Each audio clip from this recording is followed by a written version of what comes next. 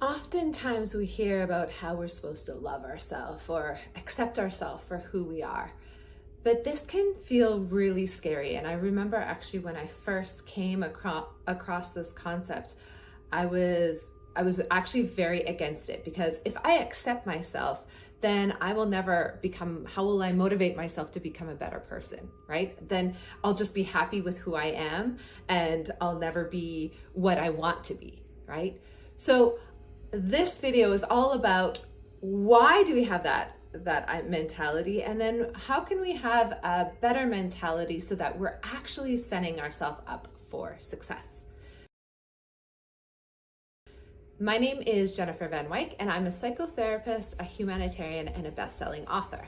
And I just want to talk about self-acceptance because there's really this internal struggle that I see with people of wanting to be a certain way and then beating yourself up because you're not that way, and not wanting to stop beating yourself up because then you'll never get to be the way you want to be.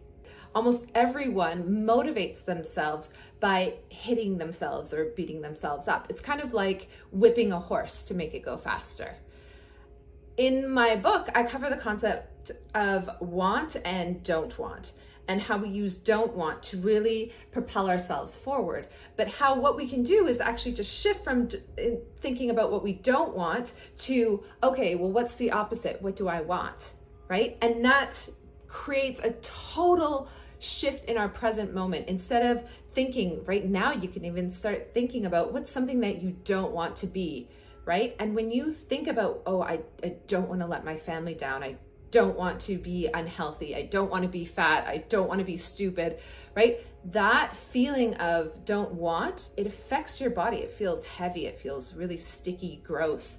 And that becomes your reality, because actually the present moment is the only thing that exists.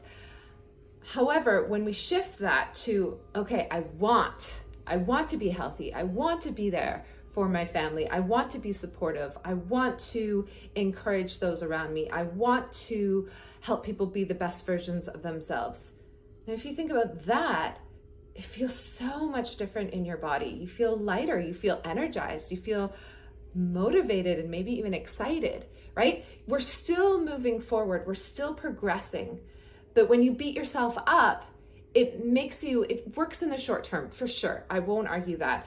But in the long term, what happens is we become so weak and exhausted that eventually we can't go on.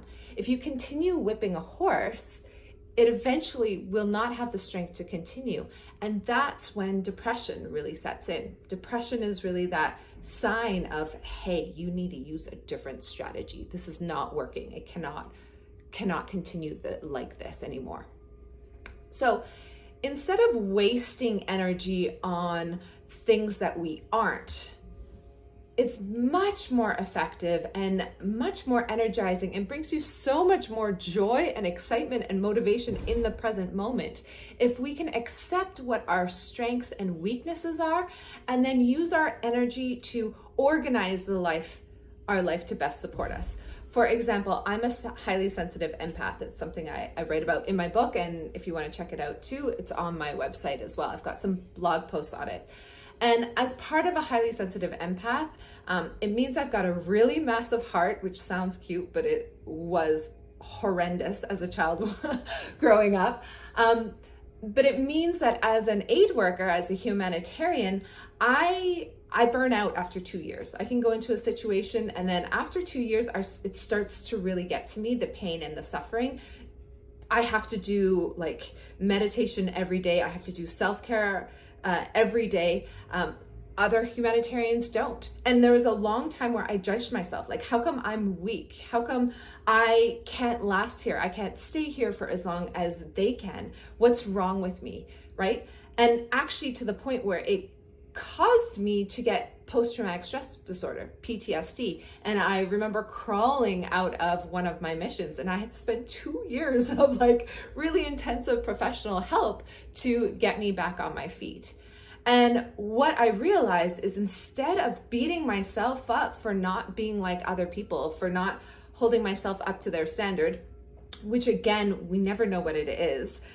this is very much comparisons. Please check out my video on why comparisons are the path to hell, right? But instead of beating myself up because I'm not them, I needed to accept that, hey, I feel things really deeply. People's pain and suffering really affects me. I can't change that. So instead of wasting energy on wishing I was something I'm not, why don't I instead focus that energy into, okay, this is what I am, accepting myself. This is how I am. This is what my strengths and what my weaknesses are. Now, how can I best support myself? So what that means is I need 8 to 9 hours of sleep. I wish I needed less, but that's just what I need. I need to meditate every day. I need to be in nature, and I need to take breaks in between deployments so that I can really feel the joy of the world again and understand what's normal and what's atrocious, right? Because we always get acclimatized to some of these horrible atrocities that you see very regularly. And so I know that about myself, and I now have to organize my way about that, my life around that. And then now what happens is, even though I am very sensitive and I can feel the pain and suffering of people very deeply, I can still go into these disastrous places, these very painful situations, and I can be a beacon of strength.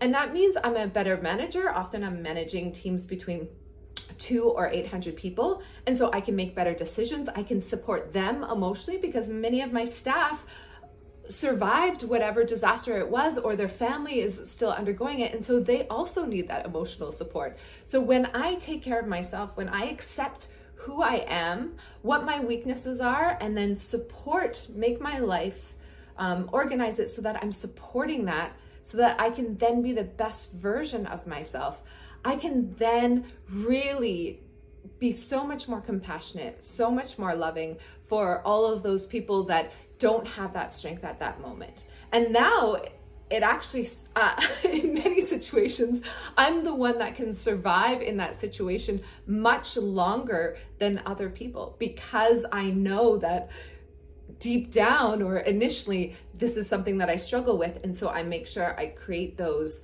support systems with my heart to make sure she can handle these situations. She's constantly being fed and nourished and taken care of. So accepting yourself is actually the best gift you can give to yourself in becoming a better person. Stop wasting your energy on fighting who you are, which is not often that changeable. Instead, use that energy to support who you are and make yourself stronger and create those buffers so that you can be really genuinely, for a long time, the best version of yourself. Please, if you feel inspired, share in the comments. What are some ways that you have, or what are some things that you've started to realize you need to accept about yourself, and what impact has that had on you? Like and subscribe down below if you enjoyed this video, and I will see you soon.